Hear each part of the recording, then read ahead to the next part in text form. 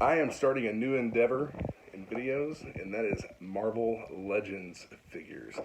So the way that I'm going to do this is I will have a playlist that will contain a video for each figure in a Build-A-Figure series, and we'll go through a video of each figure and the accessory that they come with, or if they come with an accessory, and then at the end we will assemble the Build-A-Figure for that set.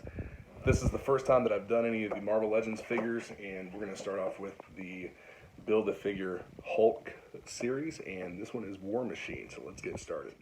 The packaging on these is very similar to the packaging on the 6-inch Fortnite figure that we talked about a while back. I'm assuming just cutting the tape here and removing the figure from the side of the box. So let's take an X-Acto knife and get that out. I don't want to destroy the packaging because he's going to go back in there. Get that out.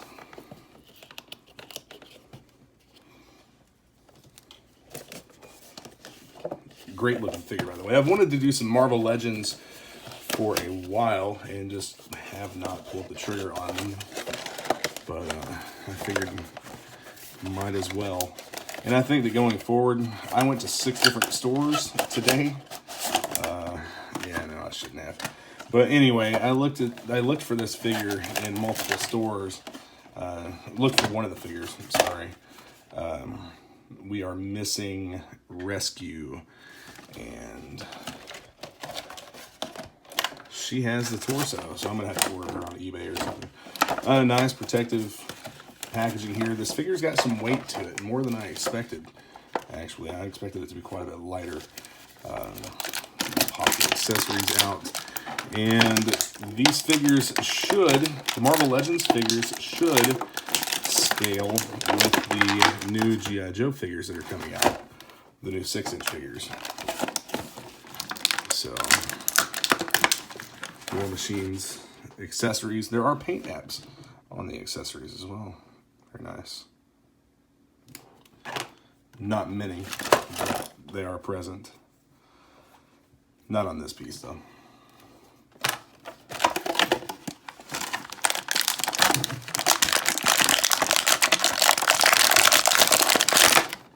I'm going to turn the camera off for a second while I get that out of here. The figure's out of the tray, and the tray is kind of formed around the figure. Nice little backdrop piece here for him. Let's take a look at the back of the box. You have the figure information, Marvel's War Machine. You also have the other figures in this line, and which pieces they contain for the Build-A-Figure. And I guess just some other information there, the Marvel logo and all that stuff. So, all right, on to the figure. The figure itself. It's actually a really good looking figure. I dig the paint apps on him. It seems to be very posable. Let's check his joints. The knee is a stiff ratcheting joint. Double jointed for maximum posability. The ankles. I believe the ankles are jointed. They should be. Yes, there we go. Let's bend his ankles and his knees. The hands. This one doesn't have any interchangeable hands or anything. So you have one that's clenched up into a fist, and you have one hand that's open to hold a weapon or something.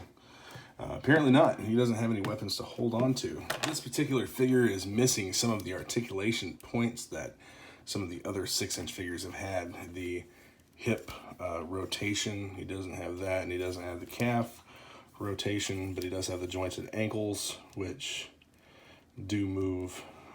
Well, it would be able to move on all 4 axes if it wasn't for the guard over his feet. But still, it's a great looking figure, and it does stand on its own. So check out the arms. Right on. The armor. Flexible rubber. I'm assuming that adds to the posability of the figure. I don't know if this comes off or not. I don't want to just like pop it off. It might be glued or something. But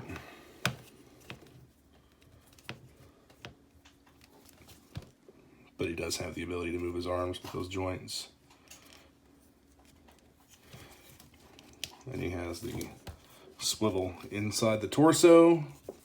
Some of the figures I've seen, like the G.I. Joe figure that we did a video of, he had that weird U-shaped cut in his torso and moved back and forth. You don't really have a whole lot of movement there except just a rotation from left to right. The hips appear to be standard ball and socket joint in the hips, and your hands move all around. I like the fact that they're putting ratcheted joints in these figures because it makes them hold their pose a whole lot better. I really do like the ratcheted joints. So, and then the head we have on the ball and socket as well. We'll pop the head off and see what happens. Ah! Would you look at that? And I'm sure that he's good for head swaps. I'll try to get this back on here. Popped right back on without a problem. Went on easy. And it's not like so loose that it's going to fall off or anything like that. So we have these weapons here that plug into a hole on his forearms. Get them all geared up here. I've never messed with one of these figures before. It's different. It's neat. And this also has a ball that goes into a socket here. Let's see if we can get that in there. There we go. And here we have the War Machine in all his glory. Let's see if we can get him posed out here. Ah! I'm not the best in the world at posing figures, but this guy's pretty straightforward. He doesn't really have a whole lot of extra extra movement that he makes. Let's go ahead and get that foot up there so we can get a good pose. So just personal opinion, the War Machine figure looks great. I think the paint apps are nice on the figure. Posability, he's not extremely posable. Pretty much just put him in a position and let him stand there. He's not going to be, he's not going to be a very highly posable character. We get some close-ups of him here. Close-ups of the paint apps, whatnot.